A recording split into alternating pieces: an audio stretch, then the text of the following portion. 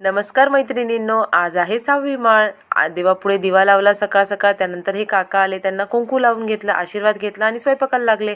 पाहत दशमी किती टम फुगली. नंतर चपाती आणि बटाट्याची भाजी बनवली. तोपर्यंत आईंनी माळ घातली आणि लगेचच आम्ही एकमेकींना हळदी कुंकू लावलं. कुठे चालली?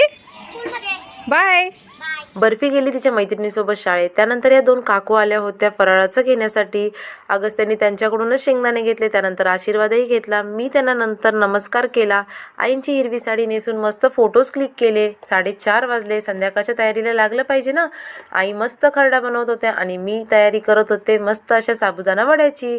आधी मी शाबूस तांदूळ घेतलं, त्यानंतर त्यात मस्त बटाटा कुस्करून घेतला, चटणी, मीठ, शेंगदाण्याचा कूट टाकला, मस्त एकजीव केलं आणि नंतर त्याचे वडे बनवले.